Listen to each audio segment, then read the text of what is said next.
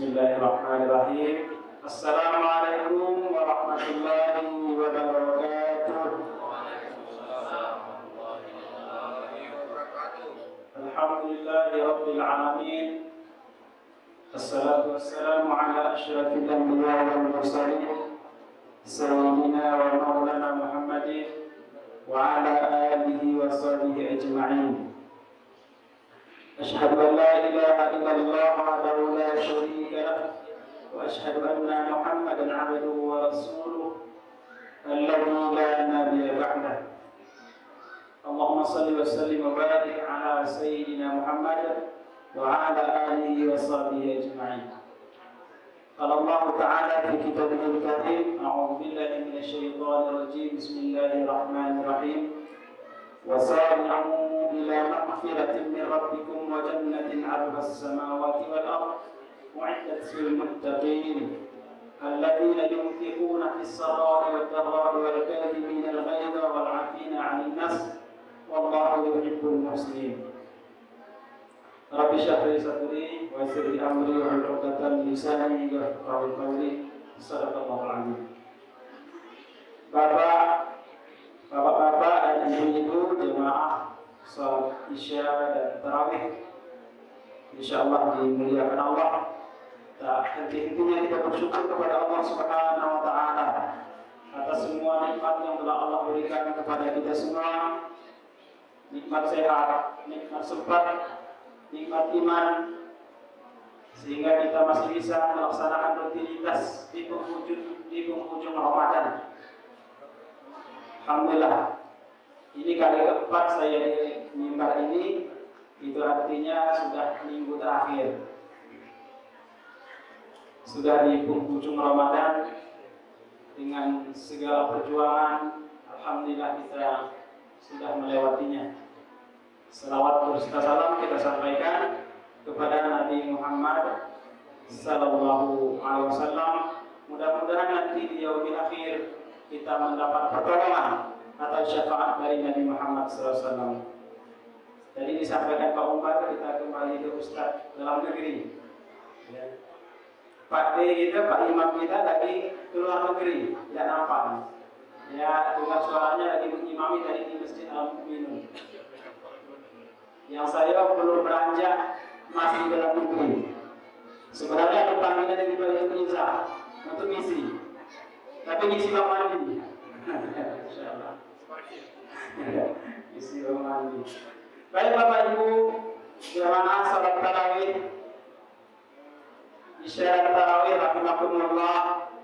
Sampai sejauh ini sudah banyak, insyaallah, pesan-pesan atau nasihat-nasihat dari para ustadz yang menyampaikan yang bisa kita ambil pelajarannya. Di mana bulan Ramadan ini merupakan bulan tarbiyah, pembentukan diri kita dalam beribadah. Ditambah lagi kita mendengarkan kajian-kajian, baik itu pemahaman kita bagaimana cara beribadah dan juga pesan-pesan motivasi agar kita lebih bersemangat lagi dalam menjalankan ibadah kepada Allah Subhanahu wa taala. Baik, pada malam hari ini kami akan menyampaikan tolak ukur atau bagaimana kita mencermati apakah Ramadan kita ini berhasil atau belum berhasil. Kita lihat nanti sesudah Ramadan. Dari disampaikan para ustadz sekalian yang sudah lewat, Bapak Ibu, untuk ibu-ibu kira-kira kalau puasa itu apa? Ada. Sering disampaikan para ustadz ya. Kalau nyanyinya sih apa? Ada anak kecil bertanya sama bapaknya, untuk apa berlapar-lapar puasa? Ya. Ada ibu tahu? Untuk mendapatkan derajat takwa. Ya, kan sering setiap ceramah disampaikan, hai orang-orang yang beriman, diwajibkan atas kamu berpuasa sebagaimana orang-orang orang sebelum kamu agar kamu bertakwa. Jadi buahnya atau hasil dari penggembelengan atau pendidikan kita selama bulan Ramadan ini, yang siang harinya kita berpuasa diikuti dengan ibadah-ibadah lain pada malam harinya, berupa bisa jadi qiyamul lail, infak, sedekah dan segala macamnya, tidak lain adalah agar kita nanti menjadi hamba Allah yang bertakwa. Banyak di dalam Al-Quran dijelaskan bagaimana ciri-ciri orang yang bertakwa. Tapi dalam kesempatan ini kita akan sampaikan di dalam surat Ali Imran ayat 133. Bismillahirrahmanirrahim. Ya ayyuhalladzina wa Bismillahirrahmanirrahim. Wasari'u ila maghfiratin min rabbikum wa jannatin 'arduha as-samawati wal ardh wa'iddat lil muttaqin.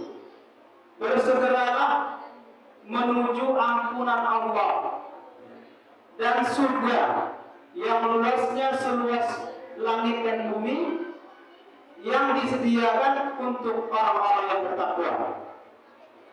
Dilanjutkan ayat berikutnya, alladzina yunfiquna fis sarra'i wad dharra'i wal kadhimina al-ghayza wal 'afina 'anil nas wallahu yuhibbul muhsinin. Siapa orang bertakwa di sini dijelaskan? Yang pertama adalah orang yang menginfakkan harta, baik dalam keadaan lapang atau dalam keadaan sempit. Yang kedua adalah orang yang bisa menahan amarah. Dan yang ketiga, orang yang memaafkan. Memaafkan kesalahan orang lain. Wallahu yuhibbul muhsinin. Allah menyukai orang-orang yang berbuat baik. Jadi setelah Ramadan ini, seandainya kita berhasil mendapatkan derajat takwa ini, bisa dilihat dari keseharian kita. Yang pertama tadi adalah menginfakkan harta. Selama Ramadan kita diajarkan bagaimana kita berbagi, baik itu berbagi makanan ketika orang berbuka puasa. Dikatakan di dalam hadis bahwa orang yang memberi makan orang yang berpuasa sama pahalanya dengan orang yang berpuasa tersebut tanpa mengurangi pahala orang yang berpuasa tersebut. Jadi kita hari-hari mungkin berusaha menyisihkan, menginfakkan harta kita. Dilanjutkan di akhir Ramadan, kita berbagi rezeki berupa zakat fitrah. Karena Bapak Ibu memang dalam hal harta ini ada beda-beda tipis. Kalau orang kelaparan dan kekenyangan, sama-sama dia mengadu. Aduh, kekenyangan, ya, sakit perut. Orang yang kelaparan juga, aduh, sakit perut. Kenapa? Karena kelaparan. Sama-sama mengadu. Jadi orang yang dilebihkan hartanya, ya, berusaha untuk menginfakkan sebagian hartanya untuk saudara-saudara kita yang masih miskin. Nah, nanti sesudah Ramadan apakah dia masih berlanjut secara istiqomah untuk melaksanakan perintah Allah berupa menginfakkan sedekah atau menginfakkan harta. Itu yang pertama. Yang kedua adalah menahan amarah. Di dalam puasa kita berusaha melatih amarah, bagaimana kita melihat tingkah laku anak-anak kita yang membuat kita bisa jadi marah. Tapi karena kita berpuasa, kita menahan amarah tersebut. Ya, amarah ini merupakan luapan emosi yang ini sangat dibenci oleh Allah dan Rasulnya. Karena dengan amarah ini orang bisa mencaci, orang bisa mengeluarkan perkataan-perkataan kotor. Bahkan lebih dari itu, orang bisa bercerai, orang bisa membunuh karena amarah ini. Ya. Bagaimana dalam Islam menyikapi tentang amarah ini? Rasulullah SAW mengajarkan apabila kita marah, ada beberapa hal yang perlu kita lakukan. Yang pertama adalah membaca ta'awudz. Membaca ta'awudz ketika kita mau mulai marah, ada yang dibacakan a'udzubillahi minasyaitonir rajim. Aku berlindung kepada Allah dari godaan syaitan yang terkutuk. Karena marah itu bersumber dari syaitan. Kemudian apa? Berusaha untuk diam. Ya. Kata Nabi Jika kamu marah maka diam. Ya. Karena kalau kita nyerocos maka keluar omongan-omongan yang tidak jelas. Yang ketiga adalah merubah posisi.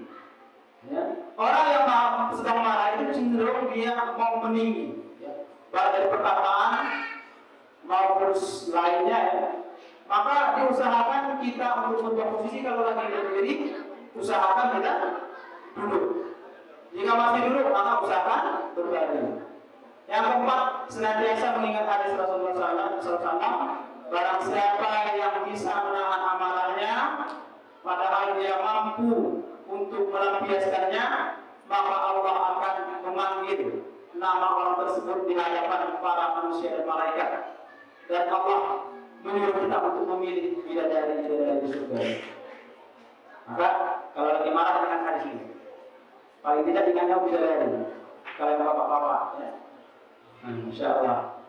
Yang terakhir adalah berusaha untuk berwudu. Yang ketiga,